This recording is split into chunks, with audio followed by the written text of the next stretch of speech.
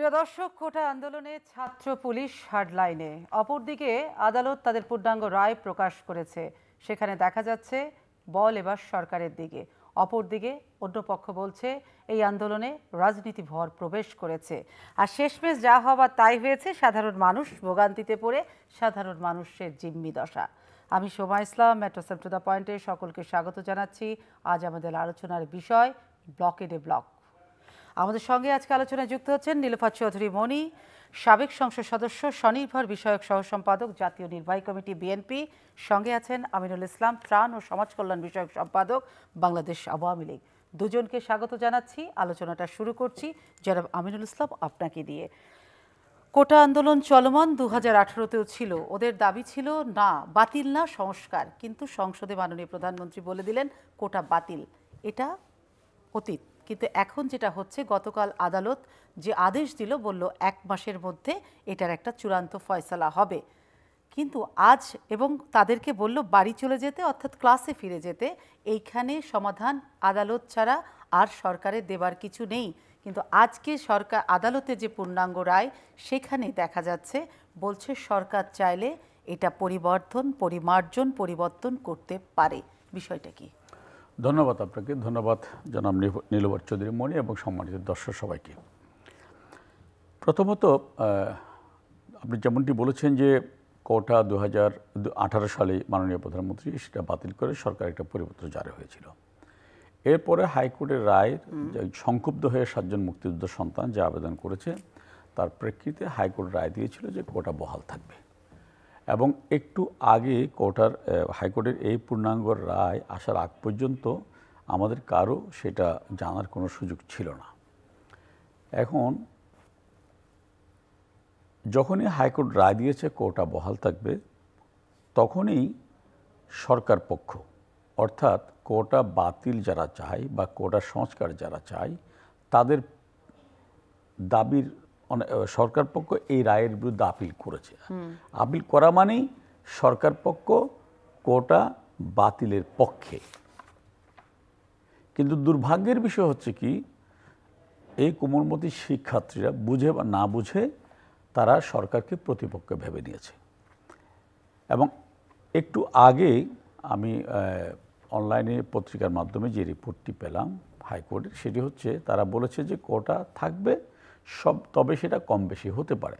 এখন এই রায়ের বিরুদ্ধে যে অ্যাপিলে যে সিদ্ধান্ত এসছে হাইকোর্ট সুপ্রিম কোর্ট থেকে, সেটি হচ্ছে পূর্ণাঙ্গ রায় পাওয়ার পরে মানে আপাতত সেই রায় স্থগিত। এবং আমি সেখানে জনাব আমিরুদ্দিনের কথাও বলছি না, অ্যাটর্নি জেনারেল, ইভেন রিটকারীদের যে উকিল জনাব মনসুরুল হকের কথাও বলছি না। একবারে স্বাধীন মালিক, যাকে সবাই মনে করে যে সরকার বিরোধী, এবং সরকারের পক্ষে বা যে পক্ষে হোক, নিঃসন্দেহে স্বাধীন মালিক একজন অত্যন্ত বিজ্ঞ এবং উঁচু মাপের আইনজীবী। তিনি স্পষ্ট করে বলেছেন অ্যাপিলেট ডিভিশন হাইকোর্টের রায়ের উপর স্ট্যাটাস কো দেওয়া মানেই হচ্ছে এখন আর কোটা নাই। না, কোটা এখন আর নেই। আমি শেষ করি, কোটা নাই। তবে এটা 7ই অগাস্ট পূর্ণাঙ্গ রায় পাওয়ার পরে আদালত একটা পরিপূর্ণ রায় দিবে। তো কোটা যদি নাই থাকে, তাহলে আপনি আমাকে বলুন কি কারণে কোটা যারা চায় না বা কোটা যারা সংস্কার চায় তারা রাস্তা থাকবে? তার যৌক্তিকতা। আচ্ছা, যৌক্তিকতা ঠিক আছে, আমি বলছি। কিন্তু আমার যে প্রশ্নটা ছিল, গতকাল যখন আদালত বলে দিল এটার সমাধান সরকারের কাছে নেই, আদালতই দিবে এটার সমাধান, কি এমন হলো 24 ঘন্টা না যেতে আজকে পূর্ণাঙ্গ রায়ে বলে দিল চাইলে সরকার পরিমার্জন সংশোধন করতে পারে? সরকার এখন কি করে তাহলে পারছে? পূর্ণাঙ্গ রায় দেবার পরেও এটা তো এখন সাবজুডিস, এটা তো এখন সুপ্রিম কোর্টে আছে। তো সুপ্রিম কোর্ট এই রায়ের পরিপ্রেক্ষিতে আগামী 7ই অগাস্ট রায় দিবে, তারপরেই সরকার যা করণীয় তা করবে। একটা বিষয় খুবই ক্লিয়ার সমাজ, সেটা হচ্ছে নির্বাহী বিভাগ এবং বিচার বিভাগকে মুখোমুখি দাঁড় করানোর কোনো সুযোগ নাই। এবং এই দুটি বিভাগ মুখোমুখি দাঁড়ানো মানেই কিন্তু একটা অনাকাঙ্ক্ষিত পরিস্থিতির সম্মুখীন হওয়া। পৃথিবীর কোনো সভ্য দেশে সেটা হতে পারে না।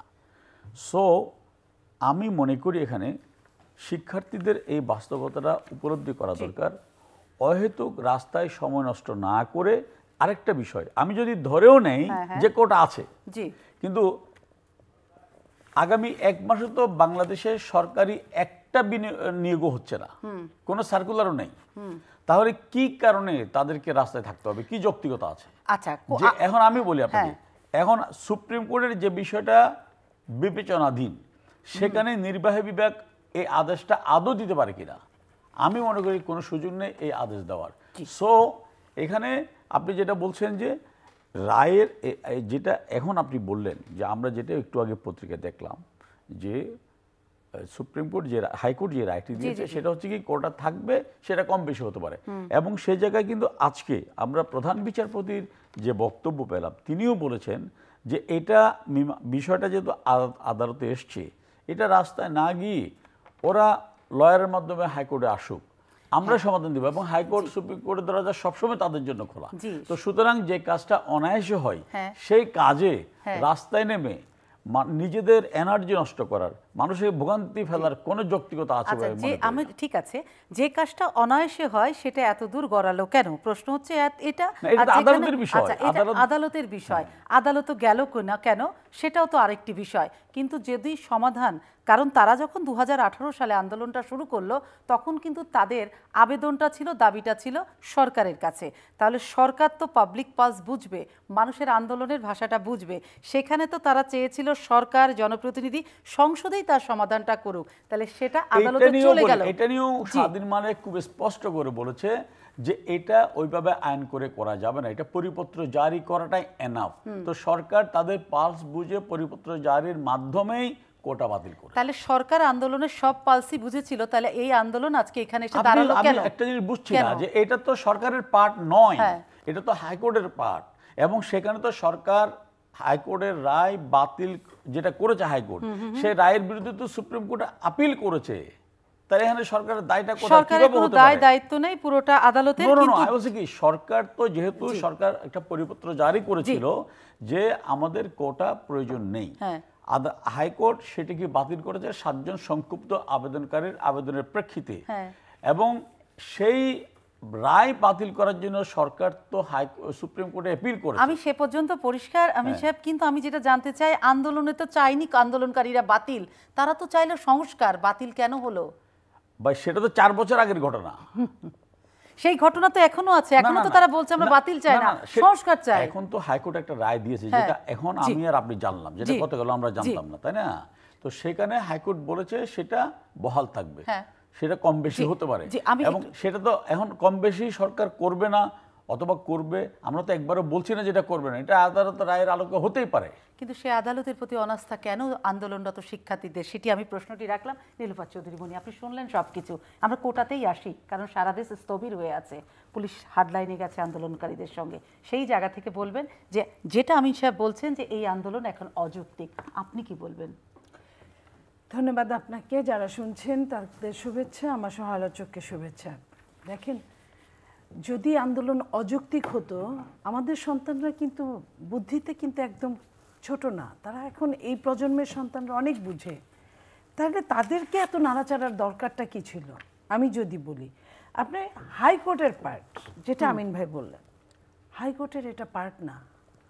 হাইকোর্ট 7 জন ছেলে যে মুক্তিযোদ্ধার সন্তান যে তারা অ্যাপিল করেছে, সেটার জন্য হাইকোর্ট তাদের সাথে কথা বলতে পারে। সমস্ত একটা যখন নির্বাহী আদেশে, এটা নির্বাহীর সর্বোচ্চ আদেশ, কারণ সংসদে দাঁড়িয়ে প্রধানমন্ত্রী বলেছিলেন যে আজ থেকে কোটা বাতিল, যাও কোটা নিয়ে এত কথা, কোটাই বাতিল। উনি কিন্তু কোনো কিছু আবেগের বশবর্তী হয়ে কাজ করেছেন, কারণ ওই দিন কোনো সন্তানরা, কোনো স্টুডেন্টরা, কোনো ছাত্রছাত্রীরা কোটা বাতিল চায় না, বলছিল কোটা সংস্কার। কোটা বাতিল হতে পারে না, আমরাও চাই না, কারণ এখানে যারা অটিস্টিক আছে তাদের কোটা তো বাতিল হওয়ার কোনো কারণই থাকতে পারে না। নৃতাত্ত্বিক যারা আছে, উপজাতি, তাদেরটা কোটা বাতিল হওয়ার কথা হতে পারে না। বা অনগ্রসর, আমি যদি এখন আইনের জায়গায় যাই, যেমন ধরেন যে সংবিধান কি বলে এটা নিয়ে, বাংলাদেশের সংবিধান গৃহীত হয়েছিল 16ই ডিসেম্বর 72। সেই দিন সংবিধানে বলেছিল 29 অনুচ্ছেদে যে প্রজাতন্ত্রের কর্মে নিয়োগ বা পদলাভের ক্ষেত্রে সকল নাগরিকের জন্য সুযোগের সমতা থাকবে। কেবল ধর্ম, গোষ্ঠী, বর্ণ, নারী পুরুষ ভেদে বা জন্মস্থানের কারণে কোনো নাগরিক প্রজাতন্ত্রের কর্মে নিয়োগ বা পদলাভের অযোগ্য হইবেন না। তাহলে আজকে তাদের এই জায়গাটা কিন্তু সংবিধান কিন্তু স্পষ্ট, এখানে কোনো দ্বিমত নাই।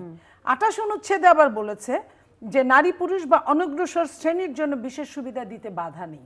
বিশেষ সুবিধা আর কোটা কিন্তু এক জিনিস না। কোটা হচ্ছে মেধার থেকে তার যোগ্যতাকে বাতিল করে দেওয়া, মেধাকে বাতিল করে আরেকটা কোটা ঢুকানো। আর বিশেষ যে কথাটা বলা হয়েছে অনগ্রসর শ্রেণীর জন্য, সেটা আলাদা। সেটা হতে পারত আপনার 3য় শ্রেণীর চাকরি, 4র্থ শ্রেণীর চাকরি, 2য় শ্রেণীর চাকরি। শুধুমাত্র কোটা কেন 1ম শ্রেণীর চাকরিতে হবে? কেন সেখানে মেধা স্থান পাবে না? সেখানে কেন আপনার 56% মেধার কোনো যোগ্যতাই নাই? এখানে 44% নিয়ে আপনার যুদ্ধ করতে হবে। সেইখানেও আবার প্রশ্নপত্র পরীক্ষার প্রশ্নপত্র ফাঁস হওয়ার জন্য আপনার মনে করেন মেধাবীদের কোথায় জায়গা হবে? এখানে তো কোনো জায়গার কোনো নাই তাদের। তাহলে দেশের 12টা বাজবে না কেন? সেই জায়গায় যদি আজকে তারা আন্দোলন করে, আমি তো তাদের কিছু দেখি না। দেখেন একদিনের পার্থক্যে গতকালকেই সম্ভবত ওবায়দুল কাদের বলেছেন আদালতের সিদ্ধান্তই কার্যকর হবে। ঠিক আজকে হাইকোর্ট বলেছেন, গতকালকে হাইকোর্ট কি বলেছেন, অ্যাটর্নি জেনারেলরা বলেছেন আদালতই এটা সবকিছু ধার্য করে দিবে। তারা তো ছাত্ররা আন্দোলন করবে, যেটা আমিন ভাই বললো সেটা কিন্তু সাংঘর্ষিক। এটা কিন্তু হয় না, কারণ আদালত কালকে পর্যন্ত বলেছে যে আদালত ঠিক করে দিবে। আদালত এখানে ঠিক করার এখতিয়ার নাই আদালতের। আদালতের কাছে যারা এটা নিয়ে করেছে, আদালত নির্বাহী আদেশকে কেন্দ্র করে আদালত কাজ করবে, কিন্তু আদালতের আলাদা কোনো ডিসিশন দেওয়ার এইখানে ক্ষমতা নাই। বা এটা নিয়ে যে আমি কথা বলছি, আমাকে আপনি বলবেন যে আদালতের উপর আমি হাত ঘোরাচ্ছি, আমি সেটা করছি না। আমি আপনাকে যদি প্রমাণ দিই, এই আদালতকে আপনার মানেন না তো অনেকেই, খোদ প্রধানমন্ত্রী। আদালতে যখন দেশনেত্রী বেগম খালেদা জিয়ার মামলা চলছিল কিংবা ডক্টর ইউনূসের মামলা চলছিল, তখন কিন্তু অশ্লীল কথা, আজে বাজে কথা কিন্তু বলা হয়েছে, অনেকবার বলেছে। আপনার কোনো শাস্তি হওয়ার আগেই কিন্তু শাস্তির কথা বলেছে, চোর বলেছে, চোর বলেছে, অনেক কিছু বলেছে। আবার আপনার এই আদালত সেই আদালত যেখানে আপনার একজন আদালতের ব্যারিস্টার, একজন সিটি কর্পোরেশনের মেয়র, একজন এমপি, উনি বলেছেন যখন প্রধান বিচারপতির যখন চাকরি চলে যায় তখন বলেছেন একজন সিটিং প্রধান বিচারপতি নামিয়ে দিয়েছি, কিছুই কি হয়েছে? এটার পরে আদালত তাকে কল করেছিল, তারপরে কি হয়েছে জাতি আর জানে নাই। কারণ সরকার এখানে প্রমাণ করেছে আদালতের চেয়ে কেউ বড় আছে। এবং তাহলে আপনার কি হলো, এক কথায় আপনি বলে দিলেন কোটা বাতিল। কোটা যদি বাতিলই হয়, আমি দুই দিক থেকেই বলতেছি, এক হলো আপনারা বিনা ভোটের সরকার, বাই হোক বাইক্রো ক্ষমতায় থাকবেন, তার মানে আপনারা যা বলবেন তাই হবে। 2 নাম্বার হলো যদি তাই হয়, তাহলে কেন আবার আদালত দিয়ে হ্যস্ত করা? এটা কি পৃথিবী বাংলাদেশ সম্পর্কে পৃথিবীর যে কেউকে জিজ্ঞেস করেন, কেউ বাংলাদেশের অবস্থান পড়লে বিশ্বাস করবে না যে এটা আদালত একা করেছে, আদালত এটা করতে পারে। তার মানে কোটা আন্দোলনের যৌক্তিকতা আছে বলেই আপনারা এই আন্দোলনের সমর্থন দিয়েছেন। দেখেন, আমরা যে কোনো মানুষের যে কোনো অন্যায়ের বিপক্ষে অবস্থান করাই আমাদের কাজ। আমরা কিন্তু ওপেন কোনো সমর্থন দেইনি তাদের, কিন্তু আমাদেরই কিন্তু সন্তান তারা, যারা আজকে মাঠে কাজ করছে, এদের জন্য কিন্তু আমাদের রাজনীতি করা, এদের জন্য কিন্তু আমাদের গণতন্ত্র নিয়ে যুদ্ধ করা। সো আজকে এই সন্তানগুলো অন্যায়ভাবে, এই যে কুমিল্লায় আমরা কথা বলছি তখনই শুনলাম যে কুমিল্লায় যে এতগুলো ছেলে মেয়ে মার খেলো, এটা পুলিশের সাথে সংঘর্ষ। এই যে এখন আপনার ব্যারিকেড ভাঙছে পুলিশের শাহবাগে, কি হবে কিছুক্ষণ পরে আমরা কেউ জানি না, বাট আমরা চাই এটা সুষ্ঠুভাবে সুরাহা হোক। কিন্তু এই সুরাহা হওয়ার জন্য তাদের পক্ষ অবলম্বন করলে, তাদের কিন্তু এখন আমরা পক্ষ নেইনি, কিন্তু মেন্টালি আমি নৈতিক আমার অবস্থান থাকতেই পারে, থাকবে, এটাই স্বাভাবিক। আমি কিন্তু এখানে কোনো লুকোচুরি বাদ বিচার করি না, কারণ এই সন্তানগুলো আমাদের সন্তান। এই সন্তানগুলো না পাওয়া সন্তান, যার চাকরি হওয়ার কথা সে চাকরি পাচ্ছে না, যার হওয়ার কথা না সে চাকরি নিচ্ছে, এবং যার যোগ্যতা নাই সে চাকরি পাচ্ছে। কিন্তু নিরুফাত চৌধুরী মনি, আন্দোলনটা এমন একটা জায়গায় চলে গেছে, একটু আগে খবর পেলাম চট্টগ্রামও ব্যারিকেড দেওয়া হয়েছে, মানে প্রত্যেকটা শিক্ষা প্রতিষ্ঠানের শিক্ষার্থীরা রাজপথে নেমে এসেছে। গতকাল থেকে আদালত প্রচন্ড পরিমাণে পরামর্শ এবং অনুরোধ করছিল আপনারা বাড়ি ক্লাসে ফিরে যান। কিন্তু এই যে একটা মুখোমুখি অবস্থানে দাঁড়িয়ে গেছে আইন শৃঙ্খলা এবং শিক্ষার্থীরা, একটা এনার্কির পজিশনে চলে গেছে, সেই জায়গা থেকে, দায়িত্বশীল জায়গা থেকে আপনাদের কি কোনো আহ্বান আছে সবার প্রতি যারা আন্দোলন করছে? আমাদের আহ্বানটা এমন হবে যে আইন শৃঙ্খলা বাহিনী এবং ছাত্ররা মুখোমুখি হয়েছে। আইন শৃঙ্খলা বাহিনীরও কিন্তু কেউ নিঃসন্তান না, প্রত্যেকেরই সন্তান আছে, তাদেরও কিন্তু ফিউচার আছে। সো তাদের সন্তানের মতো যদি তাদেরকে চিন্তা করে এবং একটা ঠান্ডাভাবে কারো উপর কোনো প্রহার হবে না, কারো উপর কোনো অত্যাচার হবে না, কাউকে মেরে ফেলা হবে না, এই জায়গাটা তারা যেন এনশিওর করে এই দেশটা সবার, ওই ছাত্রদেরও এই দেশ, ওই আইন শৃঙ্খলা বাহিনীদেরও এই দেশ, আপনারও এই দেশ, আমারও এই দেশ। সো এই জায়গায় আমি মনে করি আইন শৃঙ্খলা বাহিনী যথেষ্ট তাদের সুন্দর বিহেভ আমরা জাতি হিসেবে আশা করি। আচ্ছা, আইন শৃঙ্খলা বাহিনীর কাছ থেকে এই বিহেভটা আশা করছেন যে কোনো প্রতিপক্ষের উপরে অথবা ছাত্রদের প্রতি যেন কোনো ধরনের হামলা অত্যাচার না হয়, সেটা আপনার আহ্বান। কিন্তু যদি একটু জানতে চাই, বিষয়টা তো আদালত বলছে আমাদের, সেখানে ছাত্রদেরকে বলছে তোমরা বাড়িতে ক্লাসে যাও, রাজপথটা ছেড়ে দাও, মানুষের ভোগান্তি হচ্ছে। ওই ছাত্রদের জন্য কি আপনাদের বলার আছে যে আদালতকে ভরসা করার জায়গা? আদালত কোন আদালত? যে আদালত কিনা চুরকে চুরি করতে বলে, সাধুকে জেগে থাকতে বলে, এটা তো হতে পারে না। আদালত আগের দিন যদি আদালতের অ্যাটর্নি জেনারেল কিন্তু একদম নর্মাল কোনো মানুষ না, অ্যাটর্নি জেনারেল সর্বোচ্চ একটা আপনার নির্বাহী পদ, সেইখানে সে যদি বলে যে না এটার বিচার এখানেই হবে, এটার এই যা করার, আবার আপনার আজকে বলল কি যে সরকার চাইলে কোটা পরিবর্তন করতে পারে, তাহলে এই আদালত কার ঘাড়ে বন্দুক রেখে স্বীকার করছে আমি জানতে চাই আপনার মাধ্যমে এই জাতির কাছে, এই আদালতের কাছে সম্পূর্ণ শ্রদ্ধা রেখে বলছি আদালতকে, যে আদালত আমাদের সন্তানদের নিয়ে আদালত ছিনিমিনি খেলতে পারে না। কারণ এটা আদালতের, আমি কিন্তু আইন দিয়ে বললাম, এটা আদালতের এখতিয়ারে না, এটা নির্বাহী বিভাগের এখতিয়ারে। তাহলে আদালত এবং বিচার বিভাগ এবং নির্বাহী বিভাগ সাংঘর্ষিক হোক, এটা আমরা চাই না।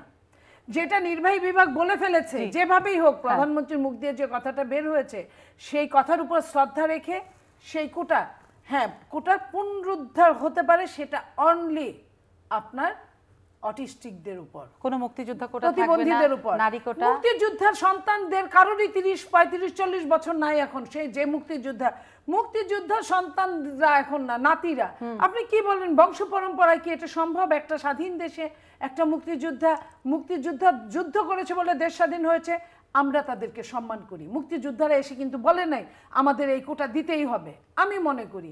তাহলে মুক্তিযোদ্ধার নাতি নাতনিদের জন্য এটা তো হাস্যকর একটা ব্যাপার, এটা তারা চায় না, চাইতে পারে না। যাদের মধ্যে দেশপ্রেম আছে তারা চাইতে, রাষ্ট্র তো বিশেষ সম্মান দেয়। রাষ্ট্র যদি আমি বলি এই সম্মানের নামে নিজের ভাগ্যে কোটা রাখার জন্য এই সম্মানের কথা বলছে, যে নিজের একদম সলিড নিজের লোক সব সময় নিয়োগ দেওয়ার জন্য এটা বলছে, কারণ এখানে রাষ্ট্রের আর কোনো কারণ নাই। রাষ্ট্রের কাছে কেন, রাষ্ট্রের দুষ্ট সন্তানও সন্তান, ভালো সন্তানও সন্তান। তাহলে দুষ্ট সন্তানের জন্য যেহেতু আইনের ঘর আছে, তাহলে ভালো সন্তানের জন্য পুরস্কার আছে, মেধাবী সন্তানের জন্য কেন তাহলে কোটা থাকবে? এটা থাকতে পারে না। আমিনুল ইসলাম অনেকগুলো বিষয় উত্থাপন করেছেন নীলোফার চৌধুরী মনি। আমি খুব সংক্ষেপে একটা কথা বলি। প্রথমত আমি গোটা দাগে দুই একটা কথা বলি। মুক্তিযোদ্ধা কোটা এটা একটা অ্যালার্জি, কিছু মানুষের জন্য চরম অ্যালার্জি, এবং সেটা আমি 2018 সালেও লক্ষ্য করেছি। যারা কোটা বিরোধী আন্দোলন করেছিল তাদের স্লোগানে, গতকাল আমি নিজে ঢাকা শহরে 4টে স্পটে আমি এই স্লোগান আবার লক্ষ্য করেছি। এটা হচ্ছে মূল কারণ অ্যালার্জির। কিন্তু এবং যেই বার্তাটা মানুষের কাছে দেওয়া হচ্ছে, মুক্তিযোদ্ধা কোটায় আসছে মানেই তাদের কোনো পড়াশোনা নেই, তারা মেধাবী না, অর্থাৎ মুক্তিযোদ্ধার সন্তান হলে সার্টিফিকেটটা নিয়ে সে চাকরি পেয়ে যাচ্ছে। নীলোফার মনি আমাদের সাথে একসাথে ঢাকা বিশ্ববিদ্যালয়ে পড়াশোনা করেছে, বিসিএস অথবা সরকারি নিয়োগ পরীক্ষা সম্পর্কে উনি সম্যক অবহিত। আমি শুধু বিনয়ের সাথে বলতে চাই, যারা মুক্তিযোদ্ধার সন্তান বা যে কোনো কোটায় যারা পরীক্ষায় অবতীর্ণ হচ্ছে, তাদেরকে কি 8-10 জনের মতো গ্র্যাজুয়েশন কমপ্লিট করতে হচ্ছে না, অনার্স অথবা মাস্টার্স? তাদেরকে কি প্রিলিমিনারি পরীক্ষা পাশ করতে হচ্ছে না? তাদেরকে লিখিত পরীক্ষা পাশ করতে হচ্ছে না? এবং মুক্তিযোদ্ধার সন্তান হওয়ার কারণে কাউকে কিন্তু অন্যদের চেয়ে 1 মার্কস কম পেয়ে কিন্তু পাশ করতে হচ্ছে না। লিখিত পরীক্ষা অন্যরা যেরকম 50 পাচ্ছে, ওদেরকেও 50 পেতে হচ্ছে। এমন না যে মুক্তিযোদ্ধার সন্তান সেই কারণে সে পড়াশোনা না করে চাকরি পেয়ে যাচ্ছে, নট দ্যাট। সুতরাং যে সমস্ত কম্পিটিটিভ পরীক্ষায় একটা ইউনিভার্সিটি থেকে সর্বোচ্চ ডিগ্রি নিচ্ছে, প্রিলিমিনারিতে সবার সাথে প্রতিযোগিতা করে উত্তীর্ণ হচ্ছে, লিখিত পরীক্ষায় 50 নম্বর পেয়ে উত্তীর্ণ হয়ে ভাইভাতে যাচ্ছে, তাকে মেধাহীন বলার কোনো সুযোগ নেই। এটা বলেও কিন্তু মুক্তিযোদ্ধা বা কোটা যারা আসছে তাদের প্রতি বৈষম্যমূলক আচরণ করা হচ্ছে। তারা একটা সুযোগ পাচ্ছে ভাইভাতে গিয়ে।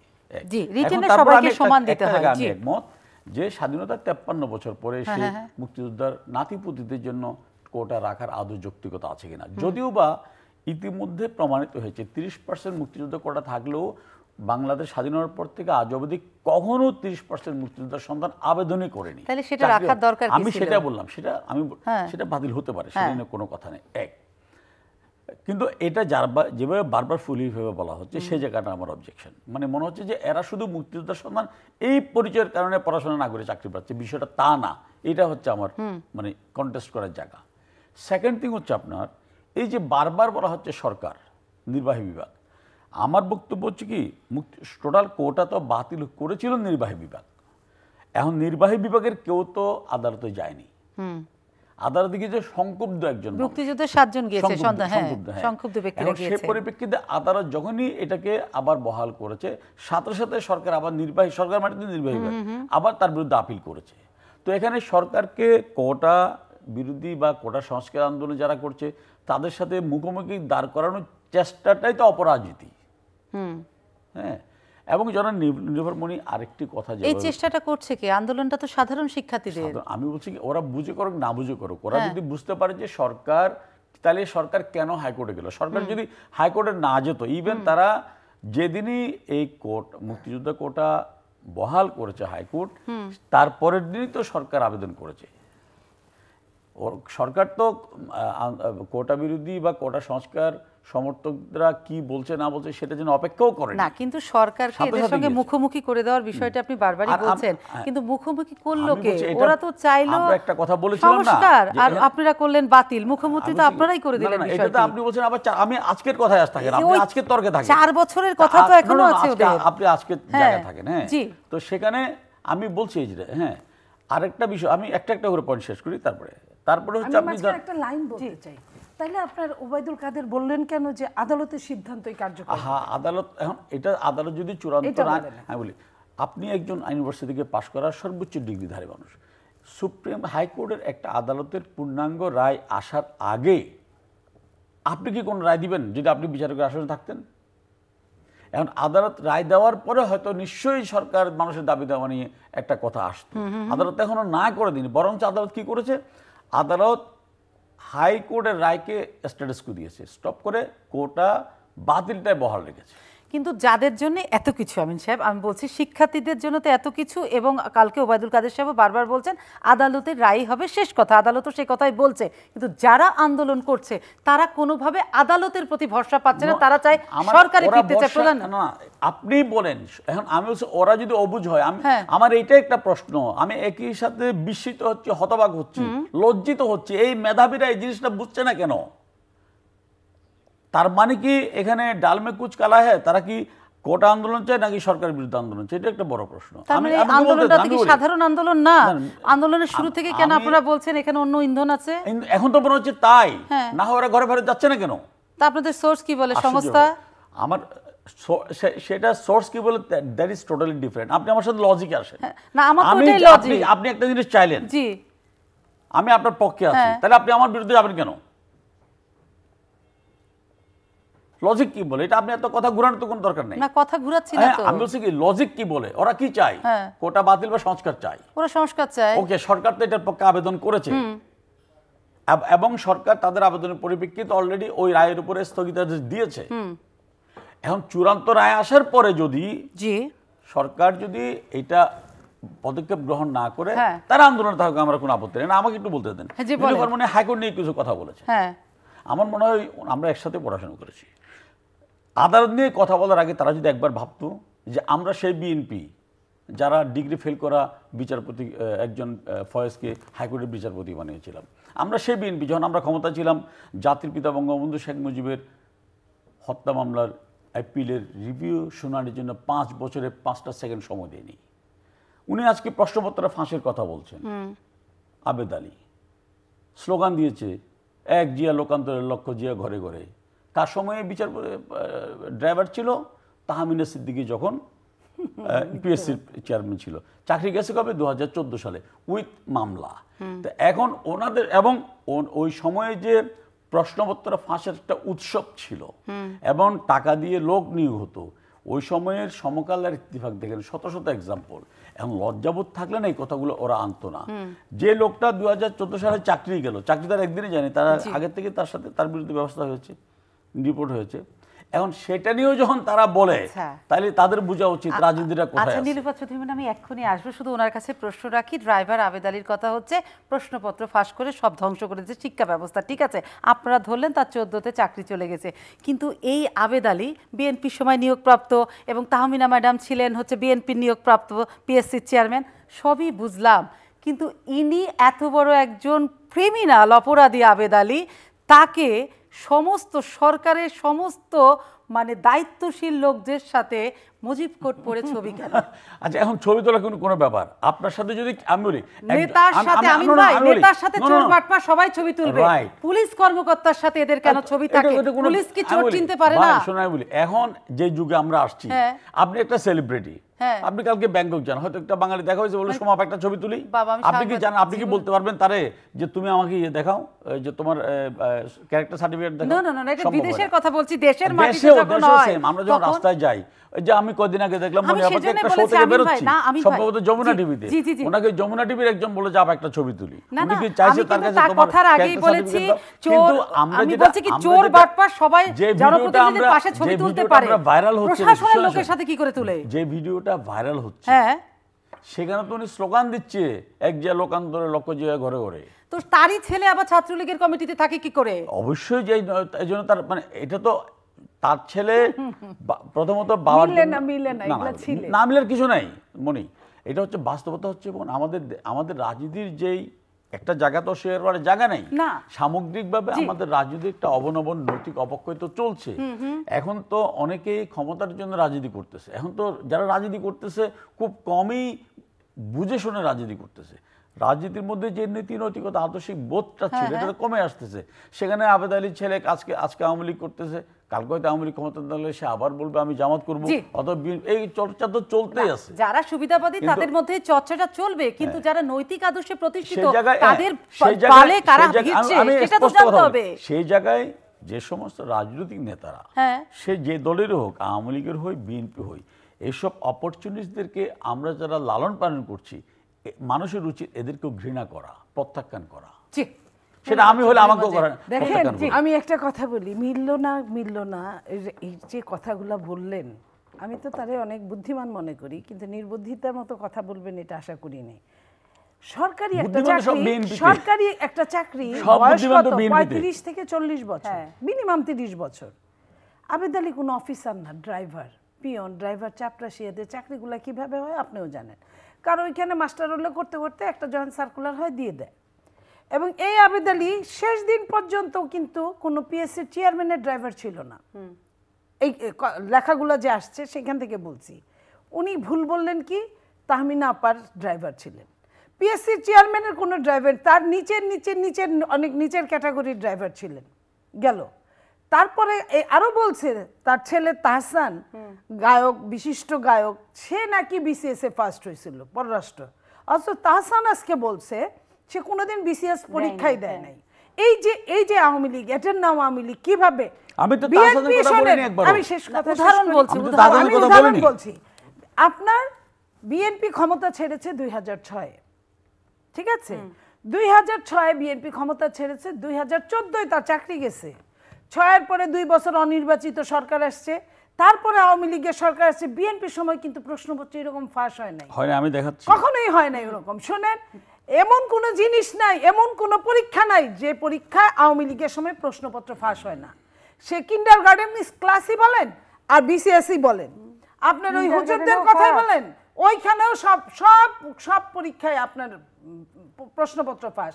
মেডিকেলে ভর্তি পরীক্ষায় বলেন আর আপনার বিসিএস এর পরীক্ষায় বলেন, মেধাবীদের জায়গা কই? মেধাবীদের, এই জন্যই তো আমি আপনাকে বললাম যে এই যে কোটা নিয়ে যে কথা বলতেছি, এর আগে আমরা মনে আছে যে ভাইয়ের অধিকার আর বোনের অধিকার নিয়ে একটা ছেলে মারা গেল, সেই ছেলের খবর নিয়ে জানা গেল তার ফ্যামিলিগতভাবে 1 ছটাক জমিও নাই, অথচ মারা গেল কে? যার কোনো জমি নাই, যে কোনো ভাগই পাবে না, বোনই কি আর ভাই কি। তো এরকম আমাদের মেধাবীরা এই অবস্থার জাতাকলের মধ্যে আছে। আপনার উনি যখন বললেন কোটা, মুক্তিযোদ্ধার 30%, ওইখানে আপনি বললো মুক্তিযোদ্ধার কোটা নাকি অ্যালার্জি অনেকের। অ্যালার্জি যদি হয়, মুক্তিযোদ্ধার সন্তানরা যদি, আমি আবারও সম্মান নিয়ে বলছি, যদি পাশ করতে পারে আমাদের সাথে, একসাথে পরীক্ষা দিয়ে ভর্তি হইতে পারে একসাথে আমাদের সাথে, আমি আমিন ভাইয়ের কথা মতোই বলছি, সমান নাম্বার পাইতে পারে, নাম্বার বেশি পাইতে পারে, কিন্তু তাহলে কোটায় কেন তার চাকরি হতে হবে? সে তো আমার কোয়ালিটিতে, না সে পাচ্ছে কিনা, মানে আমাকে একটু হেল্প করেন। না ওইটার জন্য, ওইটা না, আপনি পাচ্ছে কিনা, 50-এর কম পেলে কি সে? আমি ওইটা বলছি না, 50-এর কম না, তাহলে কেন তার ওই কোটায় আসতে হবে?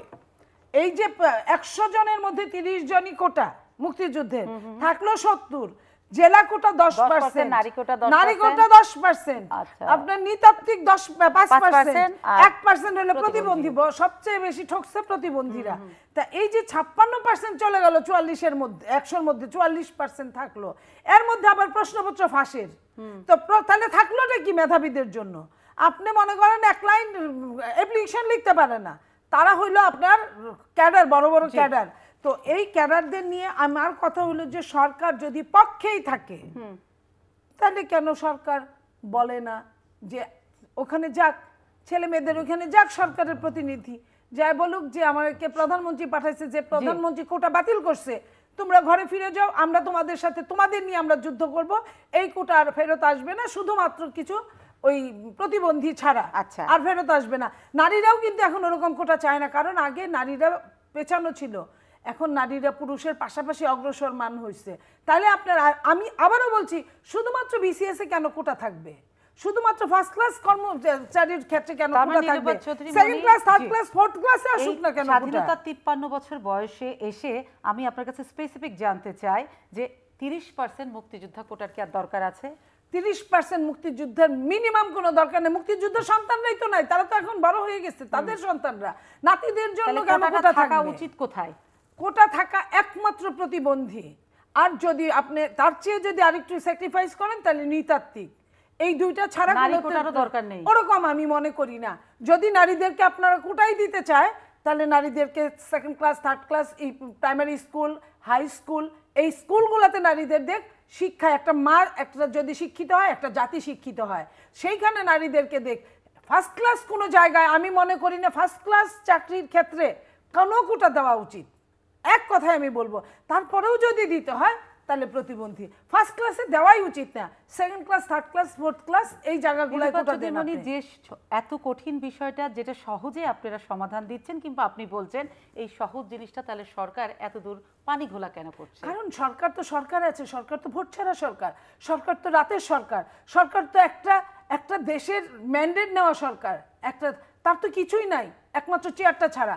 সো এই সরকার চায় সব নিজের লোক দিয়ে ভরে ফেলুক, ভরে ফেলেছেই, তারপরে আরো বাকি সরকার তাহলে এই আন্দোলনটা কেন চাইবে? সরকারের আন্দোলনটা কেন হতে দিবে? আন্দোলন হলে সরকারের সামনে দুইটা খেলা। আমার যে ধারণা, এতদিন পুর খাওয়া রাজনীতি করে, এক হলো সরকার তার চায় নিজের ঘরের দেখভাল করা লোকগুলোর কাছ থেকে টাকা পয়সা। মনে আছে আপনার স্বাস্থ্যমন্ত্রী বলছিল যে আমি ওদেরকে বলছি যে একদম কোরআন শরীফ ছুঁয়া অজু করে নামাজ পড়া তোমরা টাকা খাও, ঠিক আছে, কিন্তু নিজের ছেলেদের কাছ থেকে খাবা। তো এই হলো সরকার, এক হলো এটা। আর দ্বিতীয়ত সরকারের সামনে এমন কোনো গুরুত্বপূর্ণ কিছু আছে দেশের মানুষের বিপক্ষে, মানুষের স্বার্থ সমন্বিত, সরকার সেই কাজটা করছে। সামনে এই কোটা বিরোধীদেরকে সামনে রেখে সরকার ভিতর দিয়ে কোনো কিছু সমাধান করছে, কোনো কিছু মানে অন্যায়ভাবে জনগণকে বঞ্চিত করে কেড়ে নিয়ে অন্য কাউকে দিচ্ছে। এই কোটা বিরোধী সরকারেরই প্রেসক্রিপশন এই আন্দোলন কোটা বিরোধী?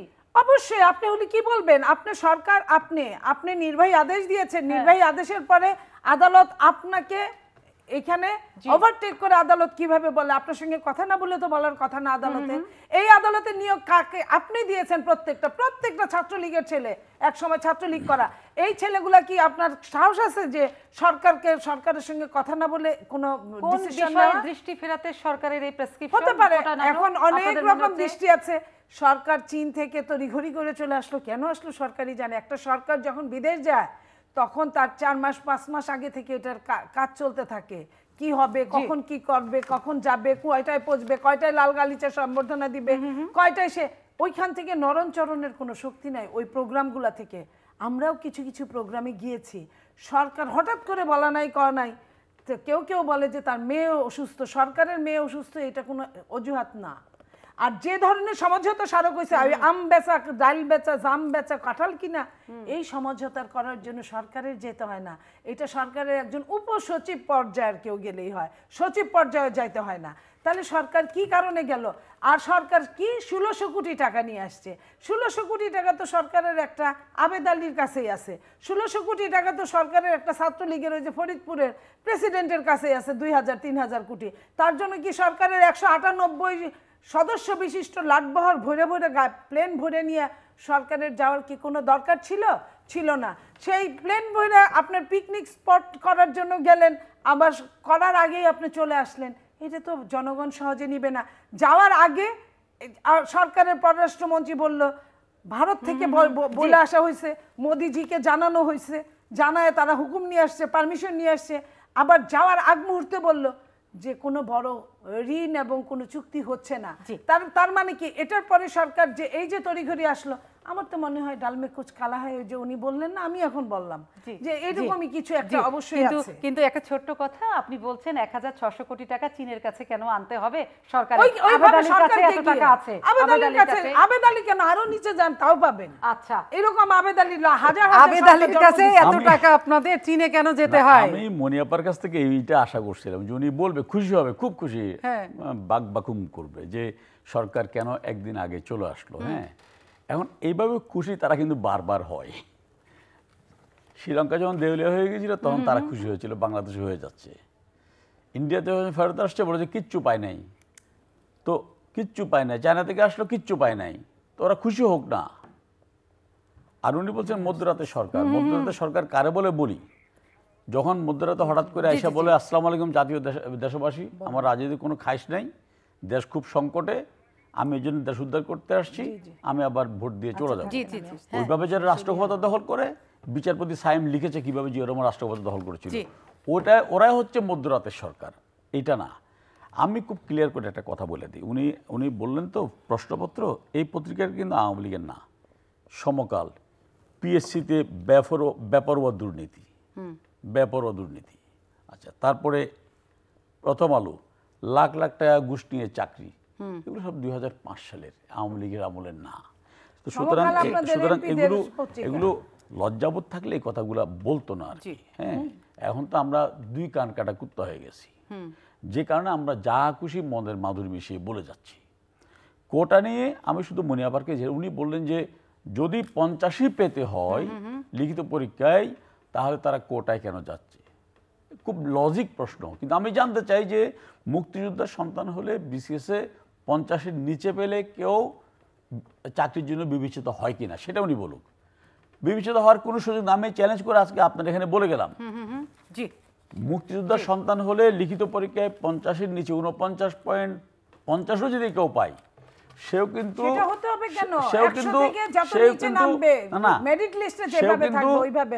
না, নর্মাল তো পাস মার্কসের কথা বলছি আমি।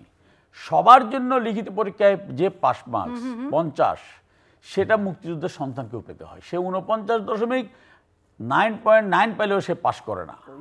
এটাই হচ্ছে আমার, আমি চ্যালেঞ্জ করে বলতেছি, এটা রিটেনটা সকলকে দিতে হয়, শুধু ভাইভাতে যে কোটা হয় না, পাস মার্কস দিতে হয় ওদের, শুধু পাস। আর আমার জন্য আপনার জন্য আমি চ্যালেঞ্জ করে বললাম আপনাকে, সবার জন্য সমান।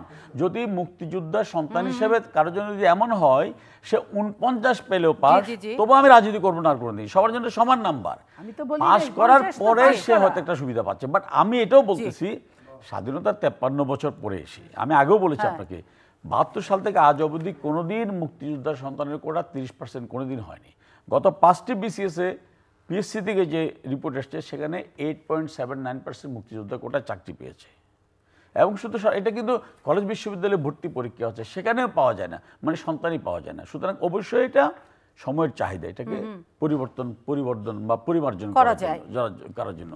এবং সেই জায়গায় তো আমরা দ্বিধাহীনভাবে একমত আছি বলেই আমরা হাইকোর্টের রায়ের বিরুদ্ধে সুপ্রিম কোর্টে গিয়েছি। আলোচনাটা আমি শেষ করব ওই জায়গাতে মনিয়াপার কথাটা দিয়ে, যে আন্দোলনটা চলমান আছে দেশ জুড়ে বাংলা ব্লক নামে, সেইটাকে বলছেন যে বিএনপির এখানে সরাসরি বলছেন ইন্ধন আছে, উস্কানি আছে, কিন্তু ওনারা বলছে আপনারা দৃষ্টি ফেরাতে আপনাদেরই প্রেসক্রিপশন এই আন্দোলন। তাহলে তো ধরে নিতে হবে, তাহলে তো মনিয়াপা যে বললেন সরকারের কেউ নেই, তাহলে তো হাজার হাজার ছেলে আন্দোলন করতেছে, সব যখন আমাদের লোক, তাহলে তো সব সরকারের পক্ষে আছে। উনি যে বলতেছে এটা আমরা সৃষ্টি করেছি, তাহলে তো সব আমাদের লোক, তাহলে তো তাদের পক্ষে কেউ নাই। ওনার কথা হচ্ছে যে আপনাদেরই সৃষ্টি, কারণ আপনারা অন্য কিছু ঘোরাতে চান। আমি সেটাই বললাম, আমরা সৃষ্টি করলাম। যদি আমাদের পক্ষে না থাকে, ওরা সরকারের কথা যদি না শুনে, তাহলে ওরা রাস্তায় আসলো কেন? যদি আমরা সৃষ্টি করে থাকি, আমরা যদি সৃষ্টি করে থাকি, তার মানে তো সব আমাদের লোক, তাহলে তো সমস্যা কি? তাহলে ওরা যে বলতেছে আমাদের পক্ষে কেউ নেই, আমরা তাহলে পায়ের এই নিচে মাটি আন্দোলন নেই। কার, আপনাদের না বিএনপি না সাধারণ শিক্ষার্থীদের দাবি? এটা তাকে জিজ্ঞেস করেন। আগে আমি আপনাকে না না বলছি, এটা তো প্রশ্নটা আমি করি নাই, এটা না তাকে আমি জিজ্ঞেস প্রশ্ন করেন। আগে আপনাকে বৈদেশিক মুদ্রা সঞ্চয় করুন, নিজে লাভবান হন, দেশের সমৃদ্ধিতে অংশীদার হন। ডাচ বাংলা ব্যাংক, আপনার বিশ্বস্ত সহযোগী। এটা সকলের হয়ে গেছে নাকি শুধু আওয়ামী লীগের? শোনেন, সরকার চাইছে বলেই আন্দোলন হচ্ছে। কার কার হাতে আছে আমি সেটা বলবো না। সরকার নইলে সরকার একটা জিনিস যেটা সরকার দিবে, আপনাকে আমি একটা জিনিস দিলাম, তারপর আমি নিয়ে গেলাম। এই সরকার তো তেমনই, খালেদা জিয়াকে যখন বাড়িটা দিয়েছিল আরেকটা সরকার, এই সরকার এসে নিয়েছে। এরা নেওয়ার জিনিস, এদের মুখে এখন যা বলে তা করে না, যা করে তা বলে না। তারা তারা সরকারকে তারা আপনার করেছে, বাতিল করেছে, সংস্কার চাইছে, তারা বাতিল করেছে। তাহলে বাতিল করা জিনিস আবার কেন সরকার কেন খামোশ বললো না? সরকার কেন বললো না যে এটা আমি বাতিল করেছি, আমার দিকে এটা নির্বাহী, এটা সংবিধানও তাই বলে। কিছু করতে গেলে নির্বাহী কিছু করতে পারবে, কিছু একটু করতে পারবে, নির্বাহী আদেশের সঙ্গে স্ট্যান্ডে কেন থাকলো না আদালত? হ্যাঁ, আপনার শুনেন, ইসের মধ্যে আপনার সংবিধানে কিন্তু মুক্তিযুদ্ধের কোনো কোটা বলতে কোনো শব্দ নাই। মুক্তিযুদ্ধের কোনো কোটা নাই সংবিধানে। মুক্তিযুদ্ধ কি অনগ্রসর? মুক্তিযুদ্ধ দেশ স্বাধীন করেছে, ডাবল অগ্রসর। অগ্রসর সব সময় আসলে ডাবল অগ্রসর। খালেদা জিয়ার বাড়ি কিন্তু সরকার নেই। 30 কাঠা জমি গুলশানে যেটা আছে সরকার নেই। সুতরাং এই জাতিকে ভুল পেয়ে বরং বঙ্গবন্ধুর ছোট কন্যা শেখ রেহানাকে যে বাড়ি দিয়েছিল সরকার, সেটা বেগম জিয়া ক্ষমতায় শুধু ছিনিয়ে নিয়েছে, তা ওটাকে থানা বানিয়ে নিজে উদ্বোধন করেছিলেন। আচ্ছা, আমাকে অনুষ্ঠানটা শেষ করতে হবে, আমি দুজনের কাছে একটা করব। ওই প্রশ্ন আমি শুরুতেই আপনার কাছে বোধহয় রেখেছিলাম যে আপনি কি বলবেন, কিন্তু যে আন্দোলনটা চলছে এখনো কিন্তু চলছে, আগামীকাল কি হবে আমরা জানি না, কিন্তু সেই আন্দোলনের শেষটা কোথায়? এভাবে কি জিম্মি সাধারণ মানুষের তো ভোগান্তি। আমি মনে করি শিক্ষার্থী যারা আন্দোলন করছে তারা আমাদের সন্তান তুল্য, তারা বাস্তবতা উপলব্ধি করুক। যদি আমি যে খুব সহজ একটা হিসাব, যে আগামী 1 মাসের মধ্যে বাংলাদেশে একটিও সরকারি নিয়োগ হওয়ার কোনো সুযোগ নেই। যদি সুপ্রিম কোর্টের চূড়ান্ত রায়ের পরে যখন অ্যাপিলেট যেটা করা হয়েছে সেখানে যদি সিদ্ধান্ত না হয়, তাহলে তাদের আন্দোলনের যৌক্তিকতা তৈরি হবে। না হয় আমার মনে করি তারাও মানুষের কাছে তাদের আন্দোলনের যৌক্তিকতা যদি হারিয়ে ফেলে, এটা কারোর জন্য ভালো হবে না। আমি অনুষ্ঠান শেষ করব। নীলুফার চৌধুরী মনি, অসংখ্য ধন্যবাদ আপনাকে। জনাব আমিনুল ইসলাম, আপনাকেও ধন্যবাদ। প্রিয় দর্শক যারা দেখছিলেন, তবে একটা মুখোমুখি অবস্থানে আমরা দেখেছি আজকে সারাদিন ছিল আইন শৃঙ্খলা বাহিনী এবং আন্দোলনরত শিক্ষার্থীরা। তবে এতটুকু সময় আমরা যতটুকু জানি, কালকে সকল বিশ্ববিদ্যালয়ে যারা শিক্ষার্থী আছে আন্দোলনরত, তারা কিন্তু বিক্ষোভ সমাবেশের ডাক দিয়েছে। তবে মুখোমুখি অবস্থানে সকলেই আছে, কিন্তু কোনো অরাজক পরিস্থিতি হবে না, কেউ কারোর উপরে আক্রমণ করবে না, সেটা আমরা সাধারণ মানুষ হিসাবে সকলে চাইতে পারি। তবে এটার একটা সহজ সমাধান দরকার। সম্মানিত দুজন আলোচক বলে গেলেন, কেউ বলছে যে কেউ কারোর বিরুদ্ধে মুখোমুখি অবস্থানে না, কিন্তু এটা সমাধান দরকার এবং দেশ এগিয়েছে, এভাবে 56% কোটার উপরে থাকতে পারে না। আমি আলোচনা শেষ করছি। সবাইকে শুভরাত্রি।